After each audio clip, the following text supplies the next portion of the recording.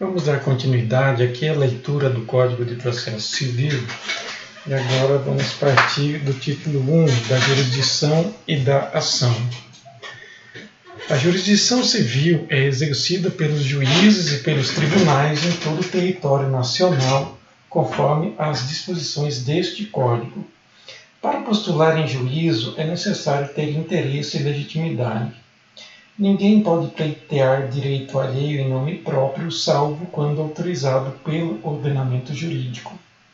Havendo substituição processual, o substituído poderá intervir como assistente litisconsorcial. O interesse do autor pode limitar-se à declaração 1.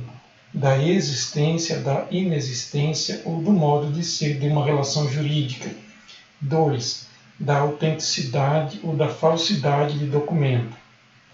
É admissível a ação meramente declaratória, ainda que tenha ocorrido a violação do direito. Compete à autoridade judiciária brasileira processar e julgar as ações em que 1. O réu, qualquer que seja a sua nacionalidade, estiver domiciliado no Brasil.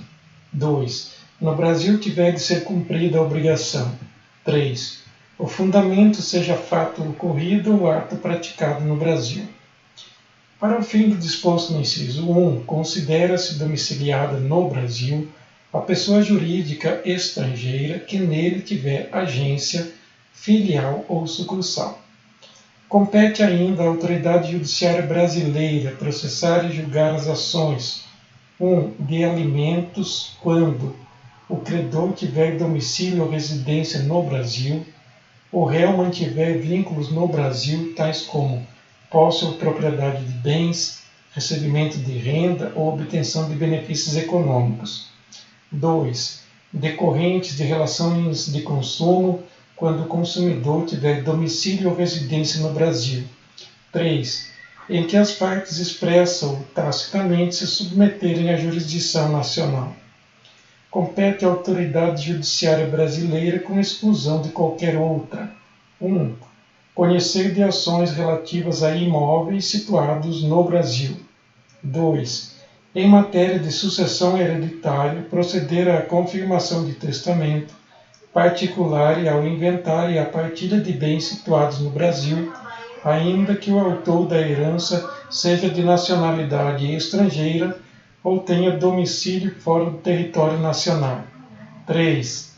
Em divórcio, separação judicial ou dissolução de união estável, proceder à partilha de bens situados no Brasil, ainda que o titular seja de nacionalidade estrangeira ou tenha domicílio fora do território nacional.